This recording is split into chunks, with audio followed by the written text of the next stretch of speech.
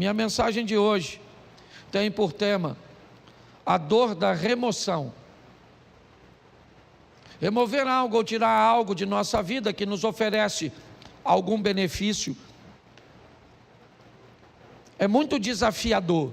E todas as vezes que a vida, que Deus se predispõe a agir na nossa vida, para que algo ou alguém seja removido dela, essa remoção, ela vai causar dor, por medo, por sentimento de posse, ou simplesmente por conforto.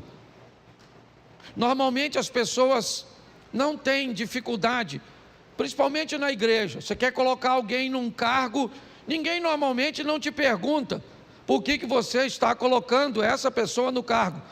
Aliás, ela é até perfeitamente capaz de entender que ela só está sendo colocada nesse cargo porque Deus a colocou naquele local. Mas se você precisar remover essa pessoa do cargo, normalmente ela quer uma série de informações, de justificativas para cujas quais ela está sendo removida, retirada de uma função, porque na maioria das vezes, quando algo precisa ser retirado da nossa vida, essa remoção, ela vai nos trazer algum desconforto, alguma dor. Porém, nós precisamos entender que depois que sai da nossa vida aquilo que tem que sair, só então estaremos prontos para avançar para a próxima fase. Quando nós somos capazes de entender isso, fica mais suave, menos doloroso ver pessoas partirem, ver empregos ficarem para trás, ver situações cujas quais achávamos vantajosas, expressivas e significativas partirem. Às vezes sequer elas ficam por muito tempo, porque não é o nosso destino, é apenas uma fase da nossa vida. A Bíblia inúmeras vezes nos dá exemplos sobre isso. Quando nós vemos a história da mulher de Ló, o que ela tem? Ela tem um apego àquilo que está ficando para trás. Ela está sendo arrancada, removida de sua casa, de seus pertences. Ela só está saindo basicamente com a roupa do corpo.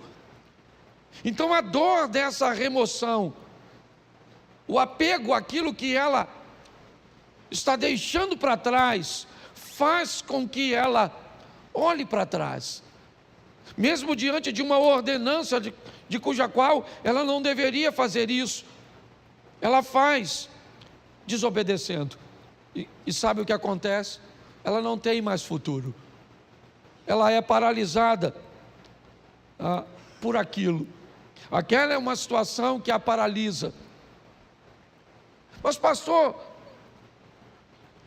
muitas vezes nós precisamos retornar, precisamos dar uma olhada, sim, mas não precisa ser num looping onde você retorna onde estava. O movimento pode parecer o mesmo, nós podemos fazer isso numa espiral, onde você volta ao mesmo lugar que estava antes, somente não é na mesma altura. Volta, mas você sabe, quando um avião pequeno, ele precisa decolar num ambiente montanhoso, você sabe o motivo pelo qual o avião do grupo Mamonas Assassinas colidiu com a Serra da Cantareira? Porque ele não tinha força suficiente para decolar como um jato. Não havia nele potência o suficiente para alcançar uma altura. O piloto deveria ter decolado utilizando um sistema de espiral. Decolaria mais baixo, então retornaria e ganharia altura para que conseguisse transpor aquele obstáculo, aquela serra. Quando a vida vai tirar algumas coisas de nós, e ela precisa tirar, e é isso que eu vou te mostrar em 3 exemplos, nós precisamos estar preparados para lidar com essa dor da perda, da separação, com a remoção, né, de algo ou de alguém que precisa ser retirado da nossa vida, porque senão nós não vamos transicionar de fase. Há quanto tempo você não muda de fase na sua vida? Há quanto tempo coisas ruins não acontecem, mas também não acontecem coisas boas? Quando você vive num dinamismo, é lógico que nem sempre coisas boas vão acontecer. A dinâmica da vida traz consigo coisas ruins, mas coisas boas também acontecem. E nós vamos vivendo e crescendo, evoluindo. Mas se nós não soubermos lidar com essa situação, nós vamos ter problemas. O primeiro texto que eu quero usar é um exemplo disso num milagre. Segundo o livro dos Reis, capítulo 4, verso de número 4. Põe para mim na tela, por favor. Segundo o livro dos Reis, capítulo 4, verso 4. Depois entra em casa, fecha a porta atrás de você e dos seus filhos, e derrame o azeite em todas aquelas vasilhas, e ponha à parte as que forem ficando cheias. Preste atenção na exposição desse milagre, no que a Bíblia está narrando. O milagre está acontecendo, mas todas as vezes que uma botija de azeite se enche, o que esta mulher tem que fazer é retirar essa botija, colocar uma outra no lugar e colocar essa botija para trás. Então, enquanto essa está enchendo, assim que essa enche, ela remove essa e coloca essa para que se encha. Me parece que a visão é basicamente a mesma. Aconteceu, está tudo certo, e agora o que eu faço? O que aconteceu agora é passado. Eu tenho que voltar para o ambiente onde as coisas acontecem, e não utilizar o verbo no passado. Eu tenho que entender isso. Nós não podemos ficar vivendo, né, a mesma estação o tempo inteiro. Então aconteceu, tá bom, foi bom ou foi ruim, passou, eu tenho que estar pronto para a próxima fase. Quando não lidamos muito bem com isso, nós podemos ter sérios problemas. E o primeiro é o pai da fé, Abraão. Presta atenção nesse texto aqui, coloca Gênesis 13, verso 14. Gênesis 13, 14, dá uma olhada. 14, por favor, e não 4. Isso. O Senhor diz a Abrão, depois que Ló separou dele, ou se separou dele: olha para mim. Tera tem 3 filhos: Abraão, Naor e Harã. Harã se casou e teve um filho chamado Ló. E logo em seguida Harã acabou morrendo. Tera deixa Naor em Ur e sai com Abrão, com Ló, com Sarai, a esposa de Abraão, em direção a Canaã. Mas eles fazem uma parada em Harã e permanecem ali um tempo. Ali, o pai de Abraão, Tera, acaba morrendo. O que Abraão tem agora é apenas seu sobrinho Ló. É apenas um sobrinho. Ele não está mais em Ur, não. O texto é claro. Todos os restantes, né, ou as pessoas restantes, acabam ficando em Ur. O único que está caminhando com Abraão é Ló. Quando Deus aparece a Abraão e diz: Abraão, sai da sua terra e da sua parentela, ele não está em Ur, ele está em Harã.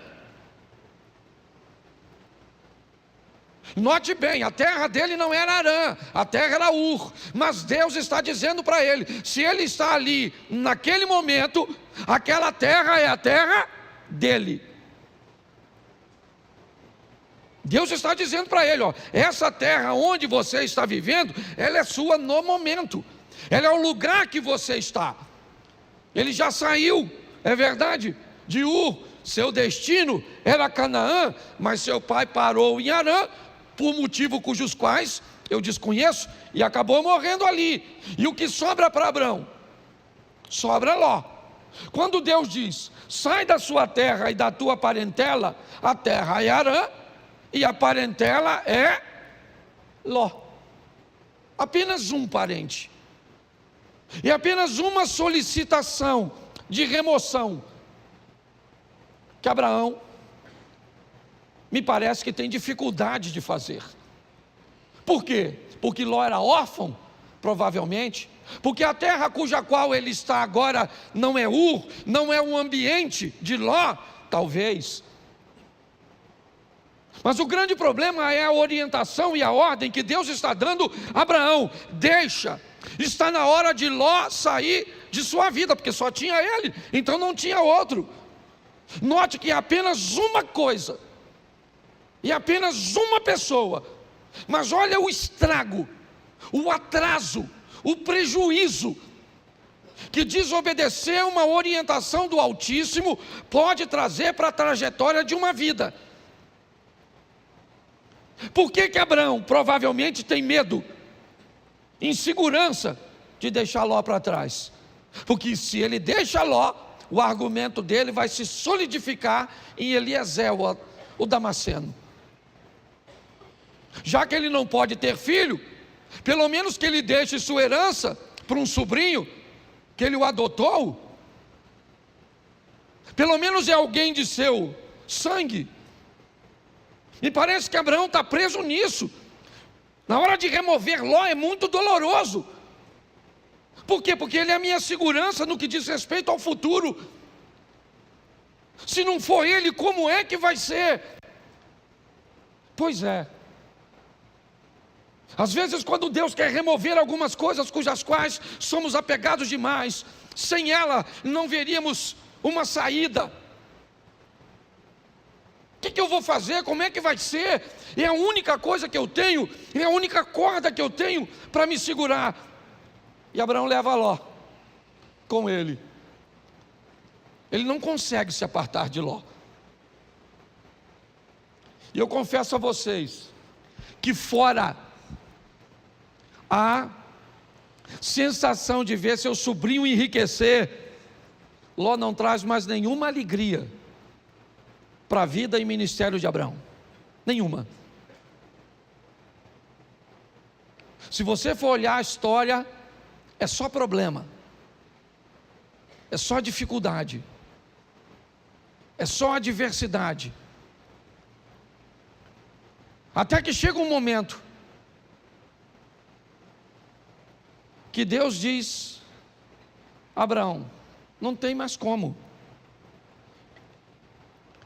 E aí entra o verso, coloca o verso 13 por favor, desse texto.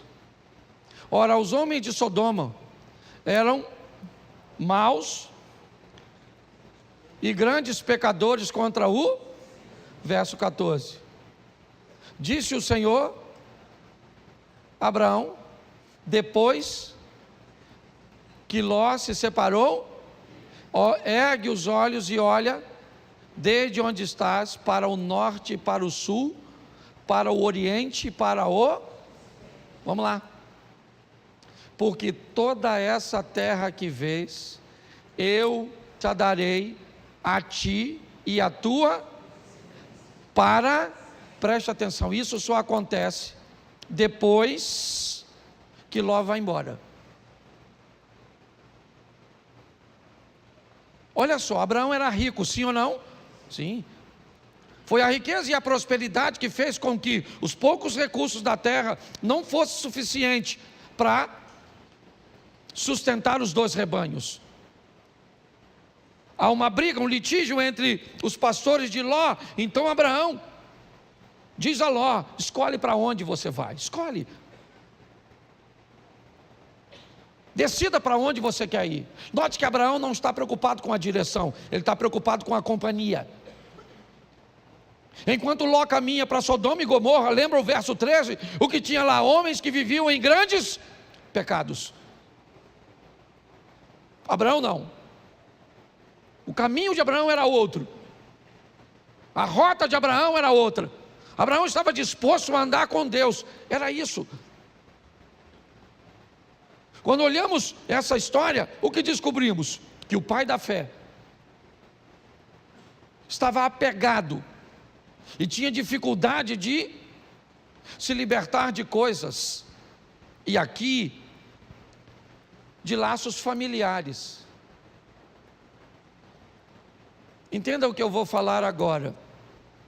O corte do cordão umbilical, o rompimento da sua vida para com a sua família, para viver a sua própria história, precisa acontecer. É importante que você entenda isso.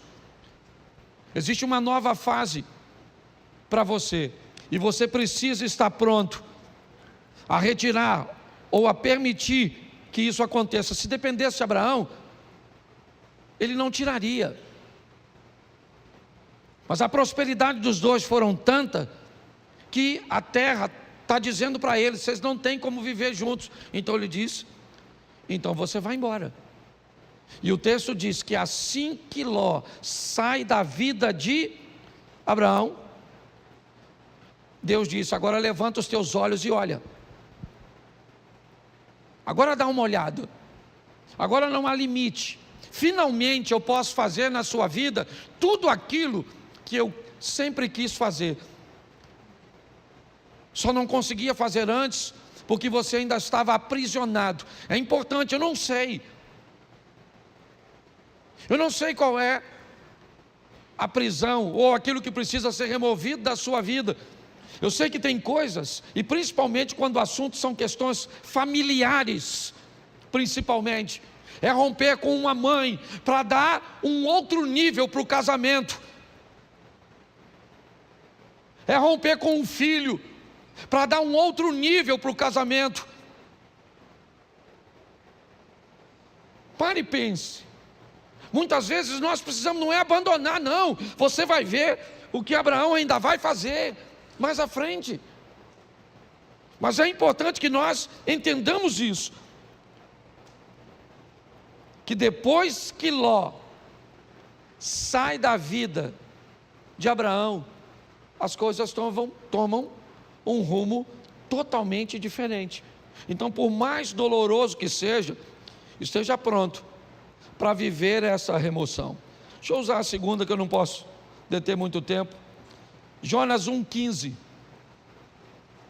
Jonas capítulo 1, verso de número 15. Levantaram Jonas e o lançaram ao mar, e cessou o mar da sua fúria. Preste atenção. Um barco está para afundar, e Jonas está nele. Qual é o problema da tempestade? É Jonas.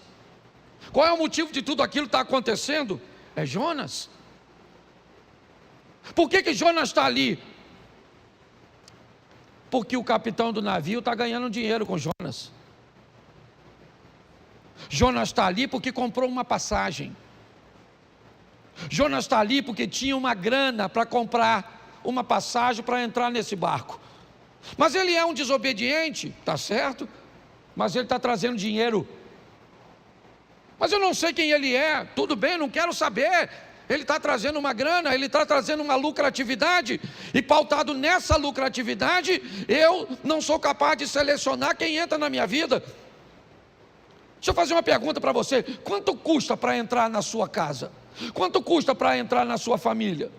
Quanto custa? Qual é o preço de um ingresso da sua intimidade? Pare e pense. Por causa da entrada de Jonas, o capitão do navio, que não é profeta, ele não desobedeceu a Deus, não. Ele cometeu algum pecado quando vendeu o ingresso do barco dele para o Jonas? Sim ou não? Claro que não. Mas não interessa, tem alguém dentro da vida dele, tem alguém dentro do barco dele que está trazendo aquela tempestade.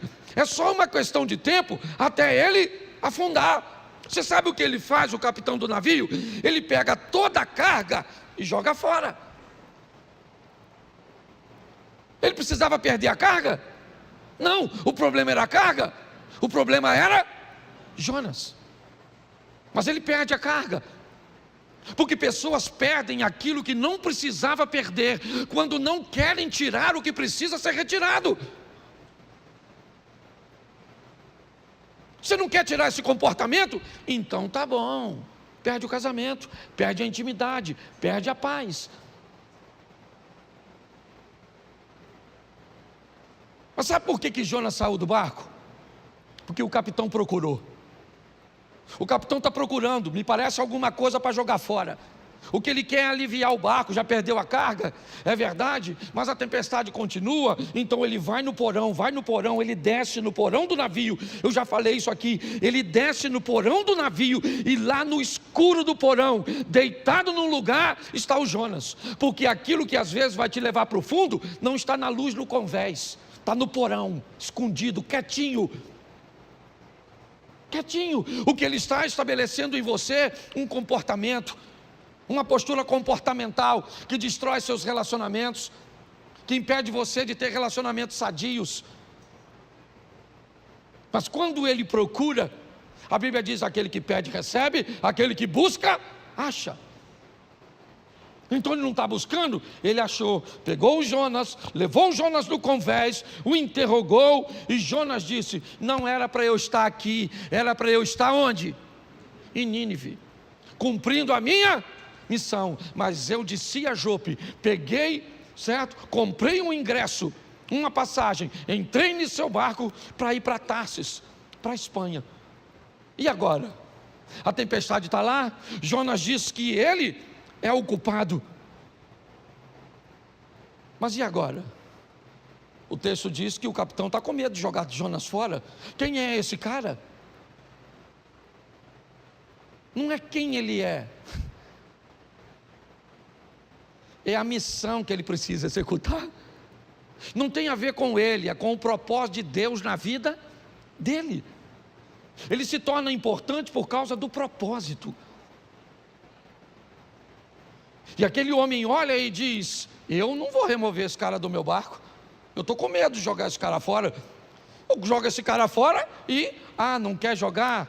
Então tá bom. Eu sei o que é isso muito bem.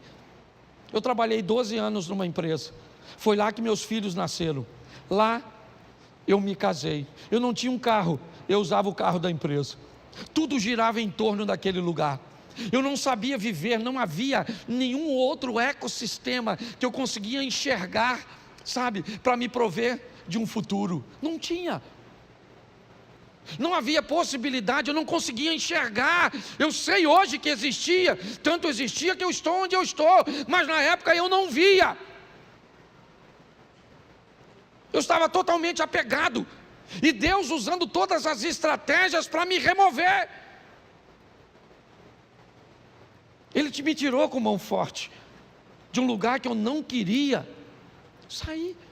Eu não estava vivendo em pecado, não, eu só não estava onde Deus queria que eu estivesse.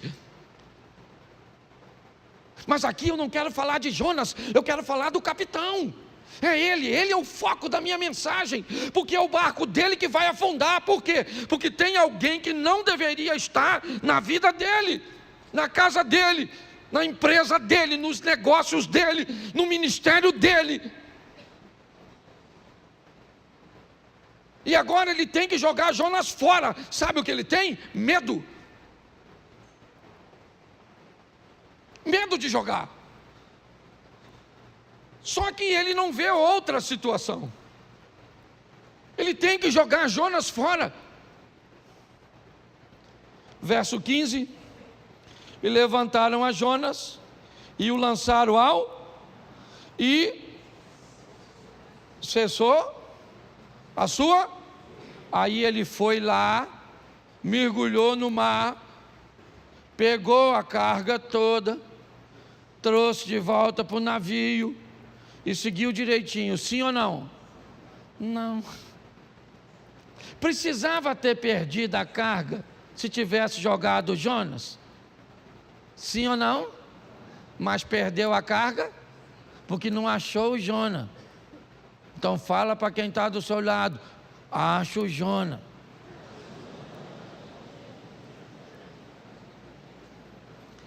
Entendeu, querido? Acho que Deus está falando com alguma pessoa aqui hoje. Certo? Você nem tem barco, mas tem Jonas. Tá certo? Ah, pastor, descobri hoje. O meu Jonas é o meu marido. Se Jonas é o seu marido, eu vou te dar uma notícia, dona. Afunda. Porque tem gente, que a turma que já está brigando, né? Fala, pastor, nossa, remoção. Nossa, podia sair morto. Mas afogado serve. Você está rindo, mas o assunto é sério. Dá uma olhadinha, gente. Porque eu creio que Deus está falando conosco, amém? O terceiro, Gênesis 37, verso 28. 37, 28 de Gênesis. Isso. E passando os mercadores midianitas, os irmãos de José o alçaram e o tiraram da cisterna e o venderam por 20 ciclos de prata aos ismaelitas. E esses levaram José ao... Preste atenção, quando Deus precisa tirar você de um lugar onde a sua visão é diferente da visão dos outros. Por favor, se você veio para essa igreja, certo, e você não quer se encaixar nessa visão, essa é uma mensagem extraordinária para você.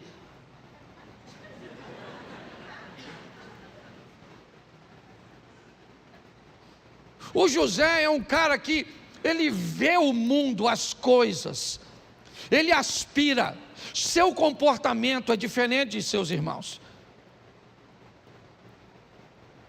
Não cabe. Eu não estou dizendo que Rubem, Simeão, Levi, Isacar, Zebulun, Gad, Azer, Naftali, certo? Eu não estou dizendo que eles estão errados. Eu estou dizendo que há uma visão diferente. E Deus então vai remover José. Sabe o que ele é? Irmão dos caras. Sabe, ele vai ser vendido como? Repita comigo, é melhor ser um escravo na mão de estranhos do que irmão de uma família de invejosos. O dono do escravo, ele quer o quê? O que ele quer com o escravo? Ele quer o quê? Lucrar, sim ou não?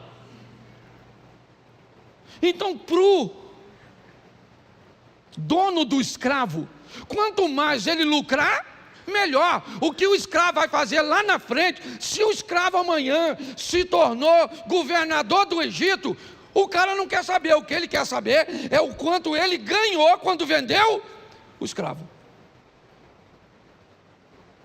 Mas um ambiente de invejoso, ele está preocupado com o que você pode se tornar no futuro. É isso que vai incomodá-lo. Então o propósito, enquanto o dono do escravo não se preocupa com o escravo amanhã, desde que tenha ganho com ele, o invejoso não, ele se preocupa totalmente com amanhã, com aquilo que você pode se tornar.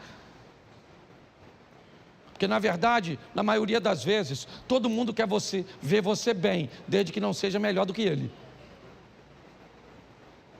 Na maioria das vezes é assim que funciona. José precisa ser removido daquele lugar. Não cabe ali. Mas pastor, fique tranquilo. Essa é uma questão de família, e uma família bem organizadinha. Não esqueça que esse cara, ele é bisneto de Abraão, sim ou não? Isso. Ele é filho de Jacó, que é filho de Isaac, que é filho de Abraão. Essa é uma história sensacional no que diz respeito à família. Por quê? Porque José é vendido pelos irmãos aos ismaelitas e vai para o Egito, como nós lemos o texto. No Egito, então, ele se torna governador e depois de anos, seus irmãos vêm morar numa terra que ele conquistou para seus irmãos. Olha só, nessa história, os irmãos de José cabem na vida de José naquele momento que ele está lá? Sim ou não? Não. Mas quando ele migra para o Egito e se torna governador, quem é que vem morar com ele? Os irmãos. Tem gente que não cabe na sua vida hoje, mas vai caber. Tem ambientes que hoje precisa ser retirado de você. Talvez porque você não tem habilidade para lidar com ele. Mas todas as vezes que Deus quer remover isso, ou quer remover algo, alguém da nossa vida, se esse ambiente, se essa pessoa nos traz alguma vantagem, nós vamos ter sérios problemas. Isso aconteceu com Abraão, como eu citei aqui para vocês. Isso aconteceu com aquele homem que teve seu navio ameaçado porque alguém não devia estar lá, e mesmo na hora de remover foi desafiador. E para José também foi difícil ver seus irmãos ficarem para trás e ele ser vendido. Hoje, o que eu entendo aqui para todos nós é que algumas coisas precisam ser retiradas, removidas. Essa palavra veio a mim quando eu ouvi aquela ministração na Slavec, onde aquela ideia de graça que me trouxe até aqui